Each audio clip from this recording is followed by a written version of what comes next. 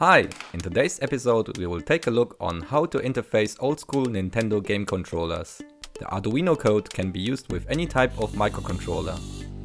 I will use the ESP32 since we have already established composite video in the last episode and will continue to build our super simple homemade game console. But I am sure it can be also used to control funky robots.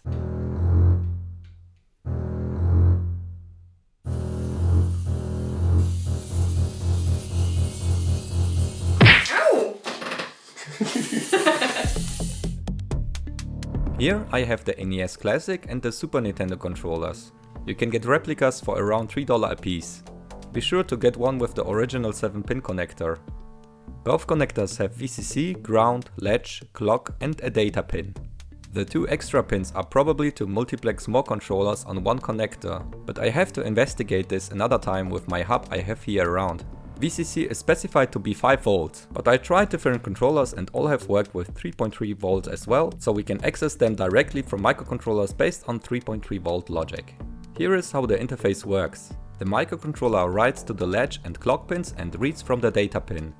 Setting the latch high triggers the controller to send the button states sequentially on each clock cycle. We start with latch low and clock high, set latch high for 12 microseconds, and start reading the buttons on a high clock signal. The key states are inverted. This means low for button down and high for button up. These are the button indices. The latch and the clock pin can be shared between multiple controllers, but you need an individual data pin for each of them. The button states will be received from all controllers simultaneously. The code is quite simple. I put everything in a header file, so you can simply copy it into your project and use it like this. You can find the code and details on the project page linked below. To connect the pad to the microcontroller, you can cut the cable and check which color is connected to which pin using the continuity tester of your multimeter. But if you are using original controllers like me and don't want to break them, $2 extension cords are a cheap source for the corresponding sockets.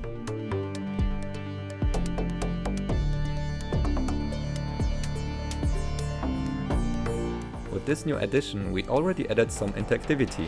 You can try out the current state of the SpaceX version of Tetris I made. But what is still really missing is some sound. No worries, I got this covered in the next episode coming soon. Please share this video if you liked it and show me your creations on Twitter. I always like to see what you are up to. See you next time. Bye!